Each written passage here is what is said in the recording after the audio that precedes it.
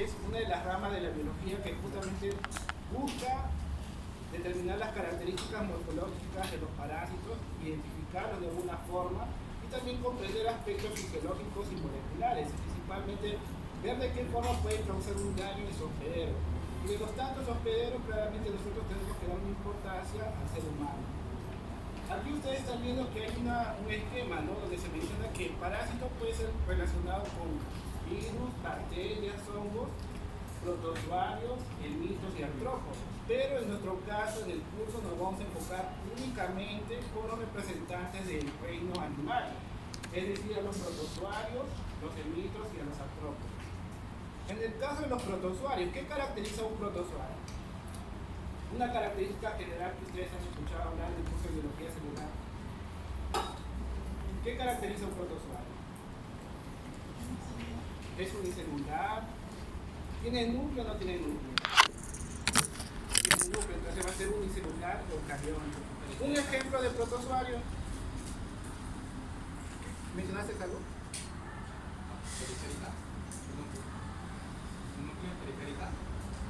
Bien, pero ¿tienen algún ejemplo de un protozoario sin importancia médica? ¿Cuál podría ser? ¿Se les viene algo a la mente? Yo sé que ustedes han hablado así de protozoarios porque la sala de parasitología está del lado de biología. Siempre se escucha todo lo que habla la profesora Carola y otros profesores que forman parte de la plana docente de biología celular.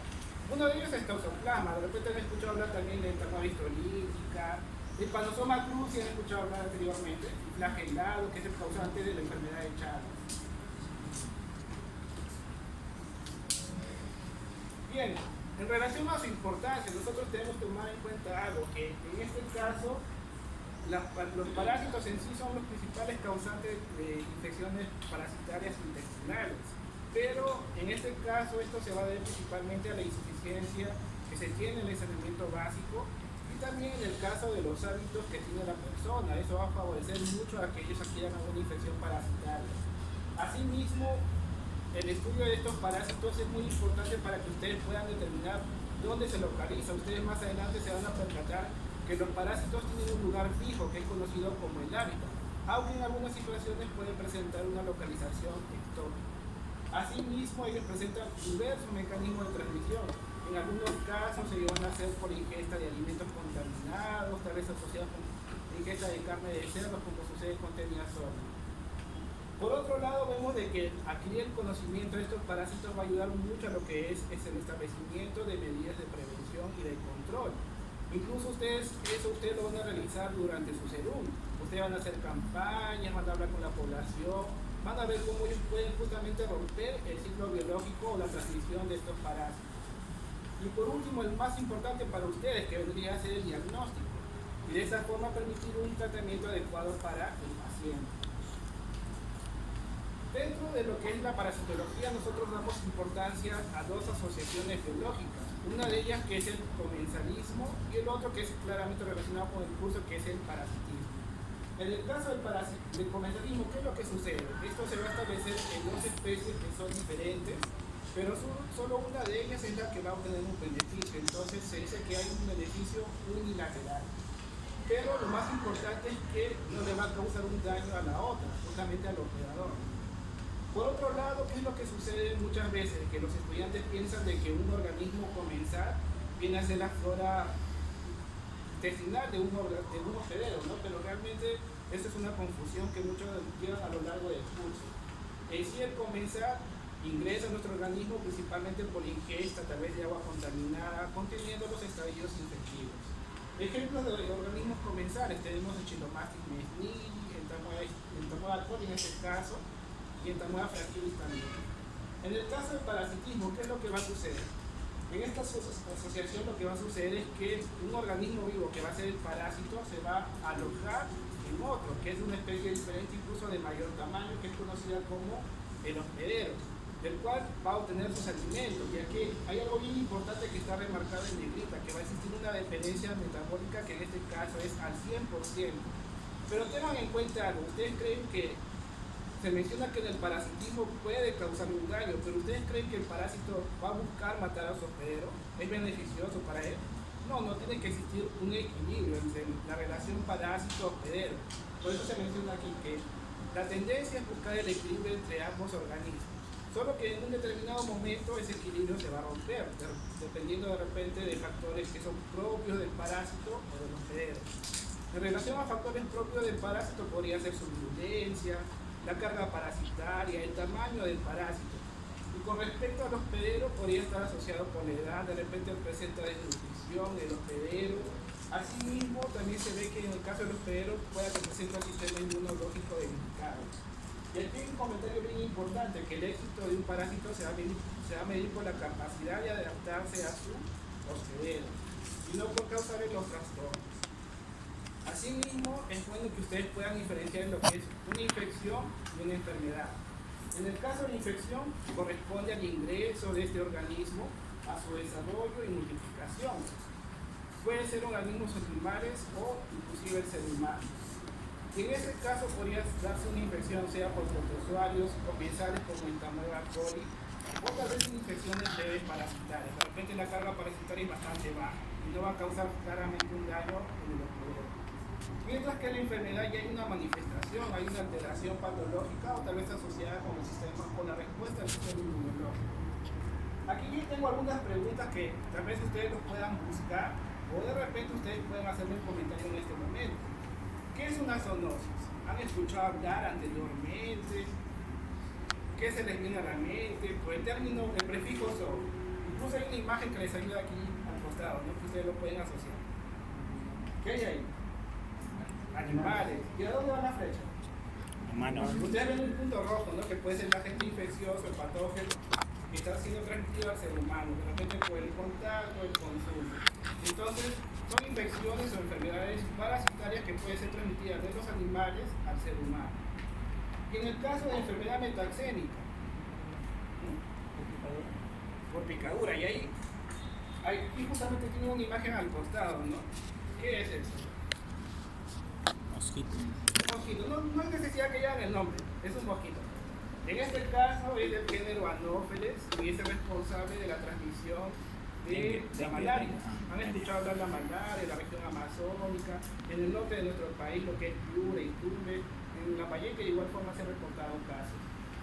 Entonces, en el caso de una enfermedad metaxénica es cuando hay una necesidad o una participación de un artrópodo para la transmisión del agente o el estadio infectivo de un parásito.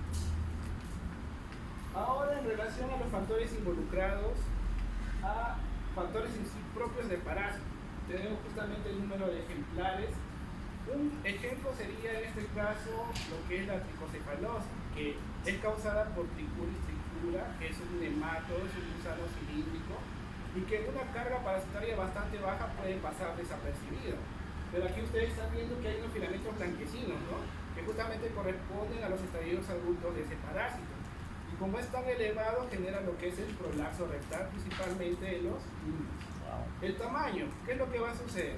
Tenemos el ejemplo de Diphyllobotium latum, que es un céstodo, que es un gusano en forma de cinta, aplanado, que llega a medir hasta 10 metros, inclusive reportes de hasta 25 metros. Y lo que sucede es que una vez que una persona se infecta, puede causar, justamente por su tamaño, un déficit de vitamina B2. Con respecto a la localización, en este caso podría generar la función de algunas guías, por ejemplo en el caso de Ascaris lumbricoides. Ascaris lumbricoides es un nemátodo, gusano cilíndrico que está a nivel del intestino delgado, ese es su hábitat. Es el lugar donde frecuentemente ustedes lo van a encontrar. Pero, como están viendo aquí en la imagen, ven un niño que está infectado con ese parásito, pero ese niño ha presentado una fiebre. Y lo que sucede es que el parásito ya no se siente confortable, ¿no? A nivel del intestino delgado, entonces trata de buscar otros caminos, a veces una migración errática.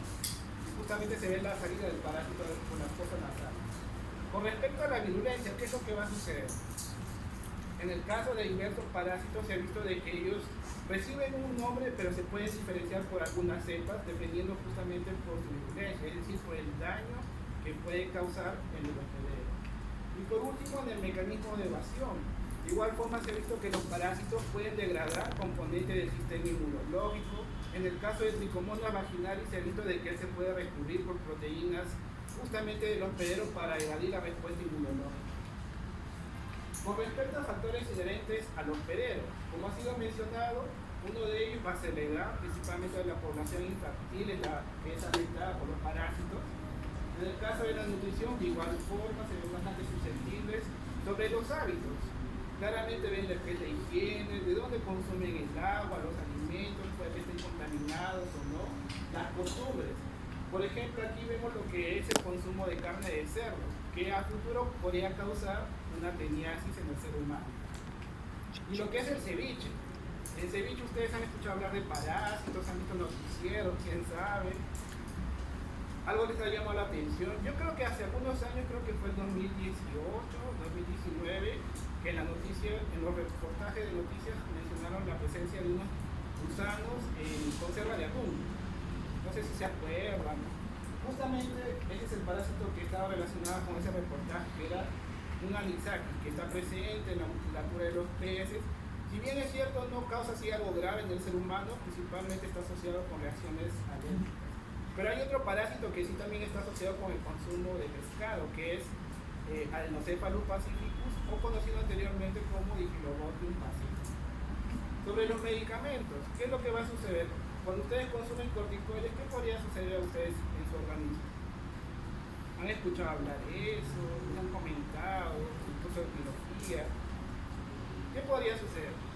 Su sistema inmunológico va a estar bien, va a estar fuerte, va a estar debilitado. Baja las defensas inmunes. Baja las defensas y eso que sean propensos a las infecciones parasitarias. Y claramente la respuesta inmunológica. Hay parásitos que son conocidos como parásitos oportunistas, que van a afectar a personas que tienen el sistema inmunológico comprometido. Pacientes con VIH, pacientes que tienen ya tal vez en la fase, lo que están con cáncer, muchas veces se ven susceptibles a una parasitosis. Sobre el ciclo biológico, esto es un término bien importante y es algo que ustedes van a ver en todas las clases. Incluso ustedes se están percatando que hay unas imágenes al costado, ¿no? Que esas imágenes ustedes fácilmente lo pueden encontrar en internet, puede ser de la CDC o de repente de otra institución, y en el cual se representan justamente las fases por las cuales va a pasar un parásito para tal vez alcanzar su máximo desarrollo. Pero tengan en cuenta algo. En algunas situaciones estos ciclos son bastante simples, es decir, directos, mientras que en otros puede requerir la participación de más de un hospedero. Entonces, como se resalta aquí, en otros parásitos puede haber la necesidad de la participación de un hospedero intermediario y definitivo. Pero para que ustedes tengan un poco claro estas definiciones, vamos a comprender un poco justamente estos términos. ¿Qué es el hospedero definitivo? Va a ser aquel que va a albergar al parásito en su fase de madurez, es decir, en el estadio adulto, principalmente relacionado con los segmentos, pero también puede estar asociado con la fase de reproducción sexual de algunos protozoarios. Mientras que el hospedero intermediario, lo que es conocido así como aquel que va a albergar al parásito, pero en algunos estadios larvarios, sean estadios juveniles del parásito o tal vez en una reproducción asexual. El último término en este caso, que es hospedero paratélico de transporte, es en el cual el parásito no se va a desarrollar, pero va a mantener su efectividad. Y hay algo que es bien importante para ustedes, incluso para todos los chicos que van a hacer la parte práctica, sea conmigo, sea con el doctor Ortiz, sea con la profesora Carola. Si ustedes se están dando cuenta, nosotros ¿qué término estamos utilizando? Hospedero. Pero yo sé que ustedes de repente en otro ciclo, de repente en curso de biología, o de repente han leído algún libro, han visto el uso del término huésped. Pero si ustedes se percatan o hacen un raciocinio, ¿no? ¿Quién sería el huésped en este caso? El parásito. El parásito, ¿no? Entonces, justo se hizo una convención, un congreso de parasitología, para poder hacer un establecimiento y definir claramente qué término sería más adecuado para esta relación. Entonces, hoy en día se prefiere utilizar hospedero u hospedador. Y eso sí ténganlo en cuenta porque ustedes más en la parte práctica van a tener una segunda evaluación que corresponde a una presentación de un trabajo escrito. Y si ustedes colocan el término huésped, se le va a descontar puntos. Entonces, ya de una vez tengan claro esto. Ahora, ya habiendo mencionado estos términos, vamos ahora a definir los tipos de ciclos. Y en este caso yo quiero que ustedes me ayuden. Hay dos tipos de ciclos, el ciclo monoxénico y el ciclo heteroxénico. Viendo las imágenes, ¿cómo ustedes podrían dar la definición de estos términos? Tal vez una duda, ¿cuántos hospederos ven en cada uno de ellos? ¿Y quién es el hospedero? Solo se da lugar a un solo hospedero, el definitivo, todo el desarrollo de la proceso larvaria, ustedes y reproducción sexual. Mientras que en el endoscénico se pasa por distintos hospederos para realizar las distintas fases de crecimiento y desarrollo del parásito. Por ejemplo, aquí en monocénico ustedes se están dando cuenta que solo está representado el ser humano. Gracias por tu participación. Está muy bien las definiciones que has dado. Ven aquí al ser humano. ¿Quién es? El estadio infectivo en este caso va a ser el huevo, un huevo larvado. Después en el ser humano se va a desenquistar por acción de los jugos gástricos. Se va a liberar, va a alcanzar el estadio adulto y se va a reproducir sexualmente, ¿no? Y el producto de la reproducción sexual van a ser los huevos que van a salir por las heces. Y de esta forma se completa el ciclo biológico. Entonces hay un único hospedero en el ciclo monocénico. En el ciclo heterocénico, ya por sí por descarte, ¿no? ¿Cuántos hospederos ven ahí? Dos. ¿Cuáles son? La vaca y el ser humano. En este caso, tengan en cuenta la diferenciación de lo que es un hospedero intermediario y definitivo. Recuerden que en el definitivo va a estar el parásito en su estadio adulto o se va a llevar a cabo la reproducción sexual. Entonces, el ser humano es el hospedero definitivo del Taenia saginatum.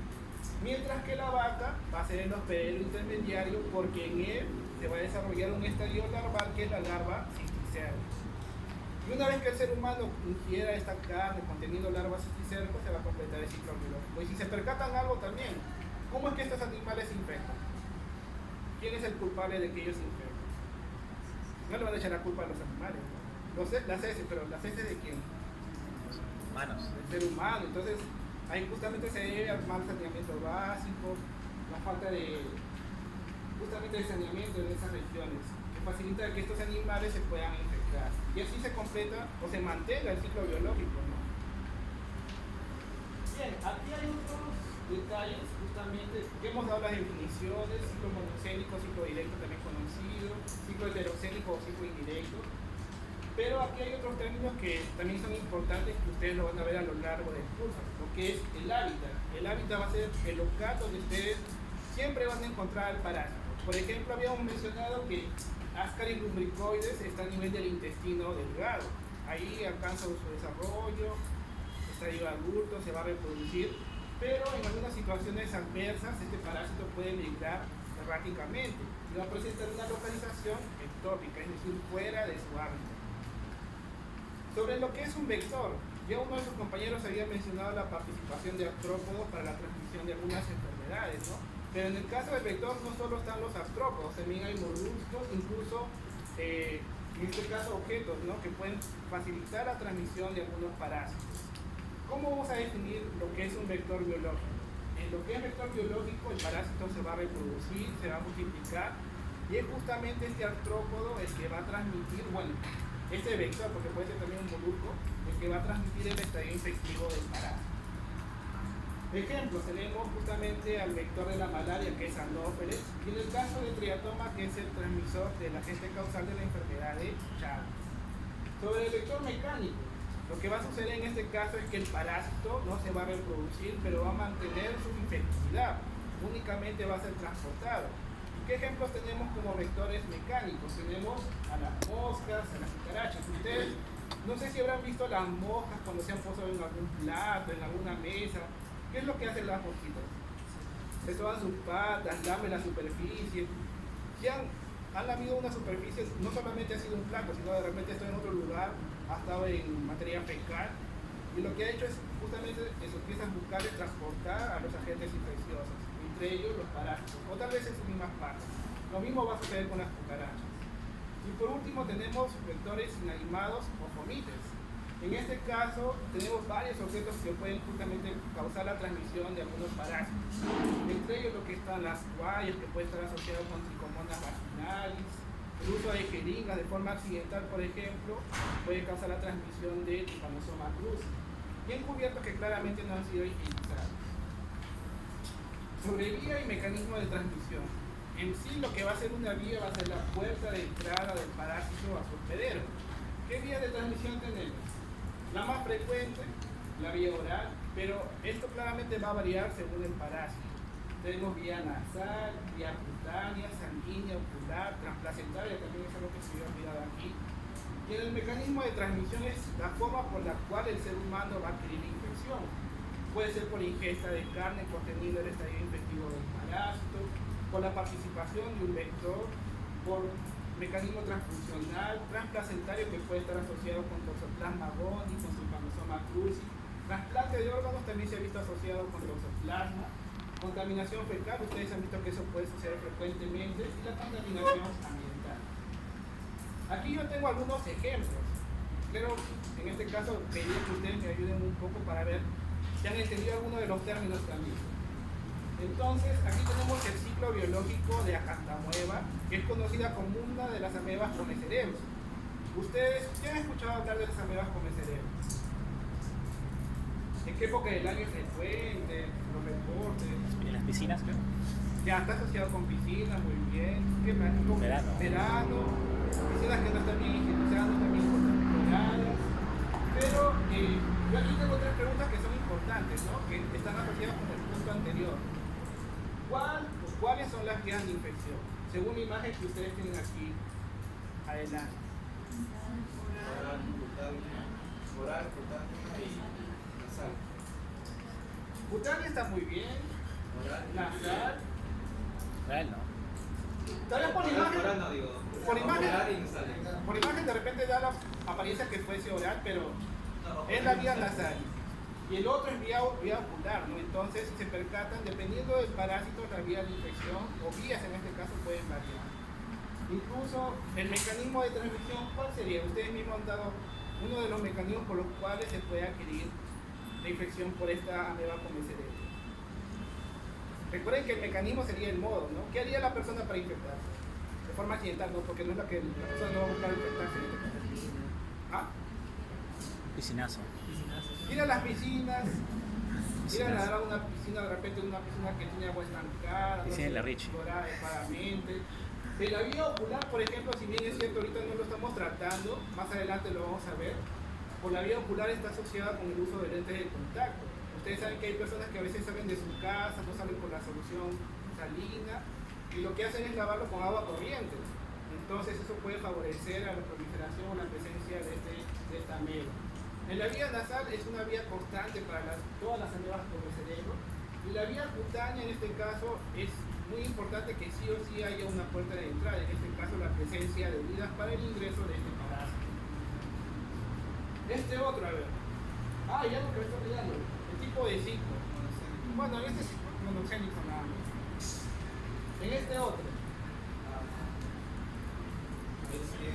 Oral. Ahí solo es oral. Vean que hay pececitos, ¿no? ¿Cuál sería el mecanismo? ¿Ah? Hétero. No, el ciclo está bien, pero ¿y el mecanismo? Ya. Vector biológico. Ven que es un ciclo más complejo, ¿no? Aquí ven, incluso tal vez dar todos los detalles en este momento sería bastante complicado. Hay un vertebrado acuático, hay peces, pero el más importante de todos ellos va a ser justamente el pescado. Entonces, ¿cuál sería el mecanismo de transmisión para que la persona pueda infectarse?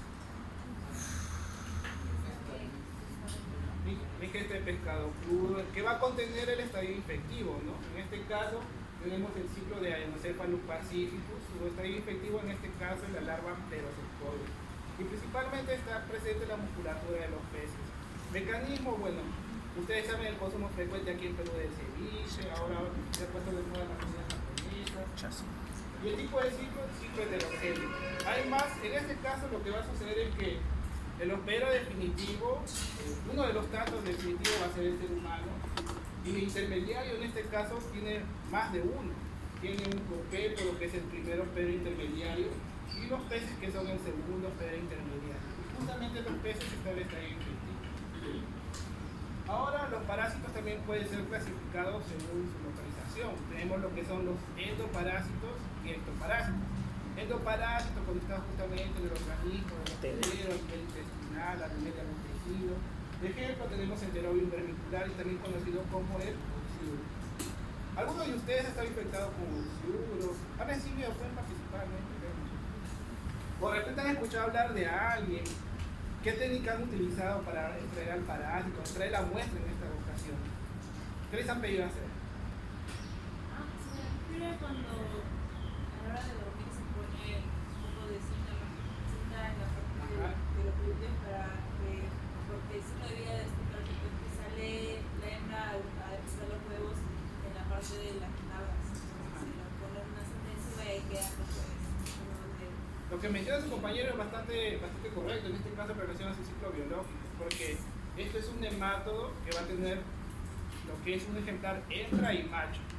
Y la hembra, después que ha sido copulada, lo que va a hacer es migrar a la región perianal y ahí va a hacer la oviposición, va a colocar los huevecillos. Y eso lo hace durante la noche. Y después de un periodo de 6-7 horas, esos huevos ya son infectivos y todavía están en la región perianal. Y durante la presencia del parásito, ¿qué es lo que va a hacer como reacción el niño?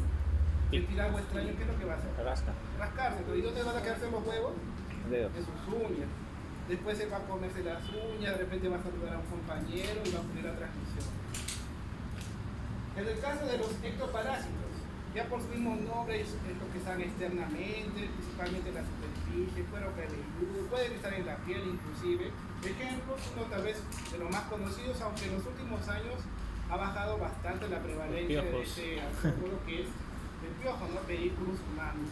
Solo que esta variedad está asociada con la cabeza, que dice Pedículus humanus capricis, porque hay otra variedad que es asociada a regiones corporales, que es Pedículus humanus corporis.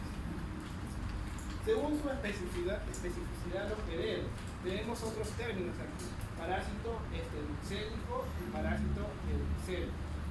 En el caso del primer término, esteluxénico, es cuando presenta un bajo rango de hospederos y principalmente se van a deber a aquellos organismos vertebrados que son bastante cercanos evolutivamente. Por ejemplo, tenemos aquí a Plasmodium noblesi, uno de los tantos causantes de malaria, principalmente en el continente asiático, aunque último también se ha detectado en Estados Unidos.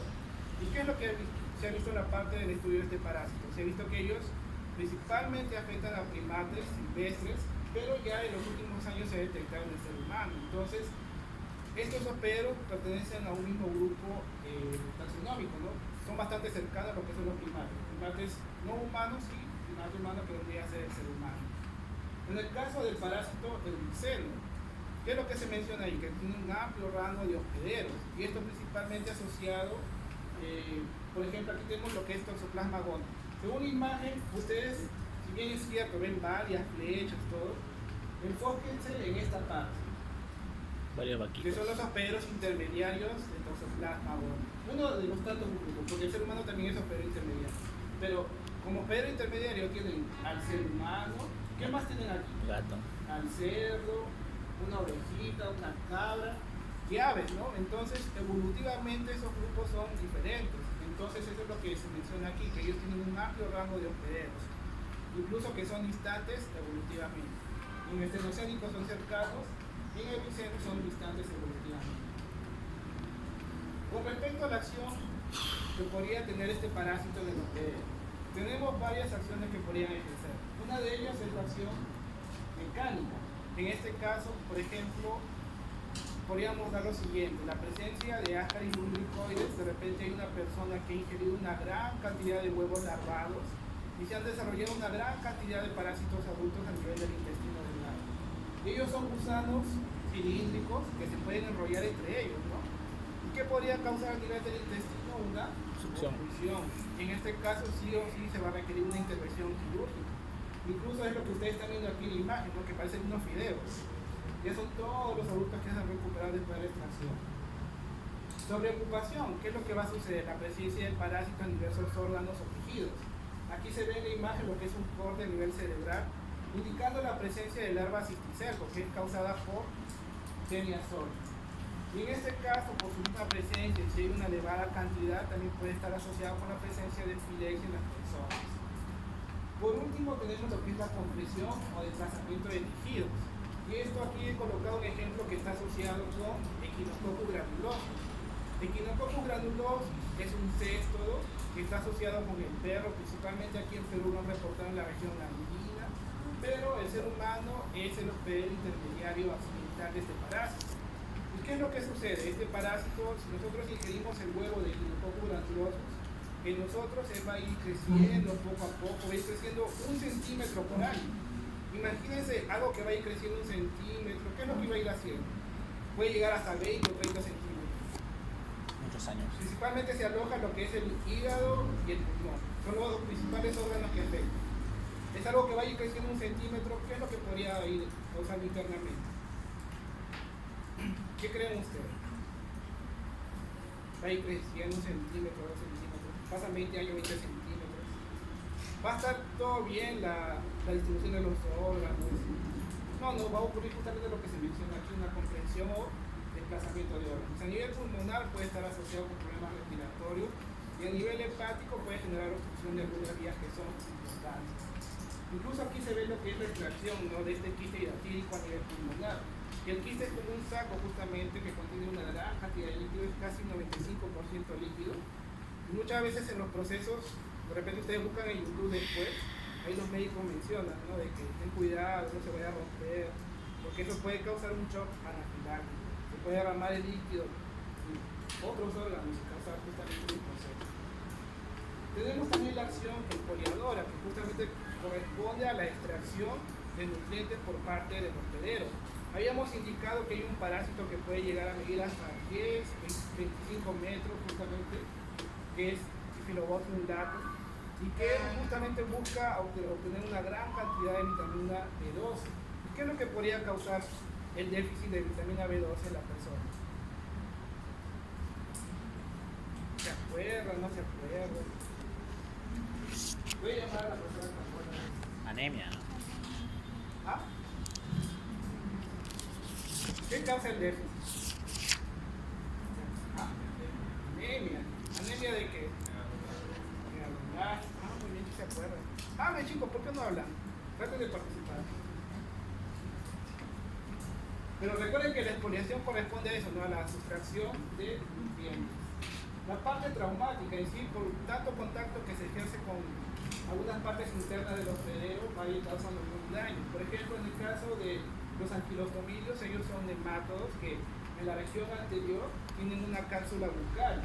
Si se percatan, aquí son representados como dientes, ¿no? Ellos se fijan fuertemente y van a causar en este caso una acción traumática. Y la parte irritativa, si bien es cierto, en este caso se va a asociar principalmente con la acción de algunas estructuras que tienen algunos parásitos. Por ejemplo, tenemos la acción de las ventosas de los cestos. Aquí en la imagen ustedes ven lo que corresponde a la región anterior de un cesto, que es conocida como escoles. Y ustedes ven unas estructuras esféricas, ¿no?, que son las ventosas. Esas ventosas ejercen una presión y debido a esa presión puede ir irritando la mucosa intestinal. Y en el caso de Ascaris lumbricoides, de igual forma. Ascaris lumbricoides en la región anterior tiene unos labios que van a generar una irritación a nivel de la mucosa. De lo que es la clasificación, ustedes aquí tienen lo siguiente. Tenemos que los parásitos se pueden ir. Recuerden que los parásitos de reino animal, nosotros nos vamos a enfocar en todos ellos. Tenemos a los protozoarios. Aquí tenemos, dentro de ellos se pueden subdividir, ¿no?, según las estructuras de locomoción que puedan presentar o dependiendo también de su reproducción. Por ejemplo, tenemos las amebas. ¿Las amebas cómo se movilizan? Locos, ¿no? Un ejemplo, ahí tenemos Entamoeba histolítica, Entamoeba coli también, aunque recuerden que Entamoeba coli no es un parásito, sino un organismo comensal. Flagelados, ya por su mismo nombre, la presencia de los flagelos puede ser único o en pares, ¿no? En el caso de Giardia lamblia, que es un parásito intestinal, presenta 4 pares. Ciliados, ejemplos tenemos a Balantidium coli. Y en el caso de los coccidios, aquí sí hay una diferenciación porque ellos van a tener tanto reproducción asexual como sexual, mientras que los 3 primeros solo tenían reproducción asexual. Sobre los metazoos, ¿qué caracteriza a un metazoo? Una característica general. Pluricelulares. Eso es bastante que ustedes lo tengan claro desde este momento. Y dentro de ellos, ¿qué tenemos? A los helmintos y a los artrópodos. Dentro de los helmintos tenemos a los platyhelmintos, que son gusanos aplanados, y dentro de ellos se pueden subdividir, ¿no?, lo que son los tremátodos y los cestos, mientras que los nemátodos son gusanos cilíndricos bastante diferenciados. Bien, de forma general, ¿qué tenemos en relación a los protozoarios? Ellos son organismos unicelulares, eucariotes. Ustedes ya han visto ejemplos, aquí tenemos el plano de la histolítica, Giardia lactea y el tricomastoide y Trypanosoma. Sobre los helmintos, son organismos multicelulares, también son conocidos como gusanos o vermes. Ejemplos, al menos de nemátodos, Ascaris lumbricoides. Si se percata, hay dos ejemplares, ¿no? Cuando hablamos de Ascaris lumbricoides. Uno de ellos es la hembra, que es de mayor tamaño, y el macho, que es de menor tamaño en esta ocasión. En la parte intermedia tenemos un cesto de su gusano alargado en forma de cinta con cuerpo segmentado. Y el último corresponde a un tremátodo. Los tremátodos son también gusanos aplanados, pero que tienen el aspecto de hoja, con aspecto foliáceo. Y por último, los artrópodos. Dentro de ellos tenemos a los insectos, arañas y escorpiones. Esta primera imagen inferior ustedes sí lo deben conocer, no creo que no la hayan visto en un curso, de repente la han visto en folletos, en noticieros, en alguna campaña de salud. A ese geek, ¿no? ¿Qué transmite? ¿Solo dengue transmite? ¿Qué más transmite? Chikungunya. Chikungunya. ¿Qué más? Cuando se van a la selva, ¿qué vacuna les piden? Fiebre amarilla. La parte intermedia, de repente ustedes han visto en su casa, se han asustado.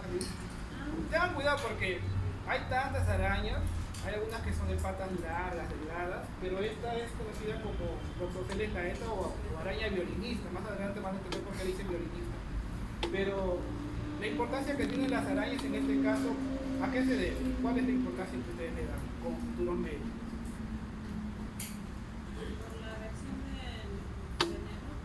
Veneno, ¿no? Ellos van a inocular justamente La ETA tiene veneno necrótico y hemolítico también. Entonces es bastante grave, tienen que reaccionar rápidamente. Aunque va a depender mucho del caso, ¿no? Pero lo ideal es de que, por ejemplo, llegó su paciente, mordedura de araña, ¿qué le van a preguntar ustedes? Muy aparte de la lesión. ¿Dónde cree que se recibió la mordedura? ¿Dónde estaba? ¿Qué estaba haciendo? Suelen estar en lugares cerrados, oscuros, en los que me dice, está limpiando el ropero que está súper sucio y que el niñito de años puede ser la ocasión de por la Incluso eso es bien importante que ustedes lo tengan en cuenta porque sobre esta araña siempre preguntan en el examen de SEDUN o en el ENAM. Porque ¿qué es lo que colocan ahí? Dentro de todas las informaciones, muy aparte de las características que pueda presentar la araña, es dónde ocurrió la mordedura. Y generalmente la mordedura de los Loxosceles laeta ocurre dentro de la vivienda. De repente la persona se ha mudado, no ha movido sus cosas, está en un ambiente cerrado totalmente. Entonces, por el contacto ahí puede favorecer justamente la mordedura. Pero generalmente está asociado dentro de la vivienda. Porque hay otra araña que es la viuda negra, que es la Trodentus mata, que está asociado al campo, al chacro. Eso sí ténganlo en cuenta.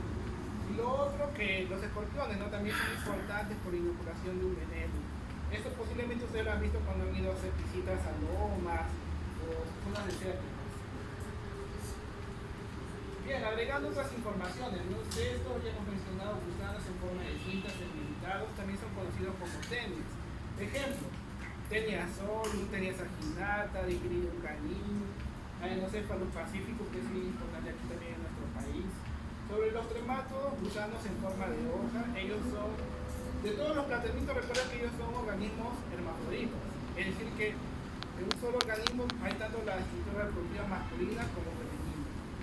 Ejemplo que tenemos aquí, fasciola hepática, asociada con el ganado, Paragonibus mexicanus, que es un parásito pulmonar, que tiene importancia principalmente en Cajamarca, aquí en nuestro país. Y el Schistosoma manzoni, bueno, es la excepción al hermafroditismo, pero tiene una importancia al menos, principalmente debido al movimiento migratorio que hemos sufrido. Ustedes como futuros médicos tienen que saber identificar este parásito y las consecuencias que puede tener en los organismos. Sobre los nemátodos, recuerden que ellos son gusanos cilíndricos, hay un dimorfismo sexual, la hembra es más grande que el macho. Ejemplos son diversos, Ascaris lumbricoides, Strongyloides temporalis, Cátola regular, Citostoma, Enterobius, que es el oxuro, y Tricuris que ustedes vieron la imagen que causaba el prolapso rectal. ¿Qué hora es? 12. Voy a ver si pasa asistencia ahorita, si le digo eso.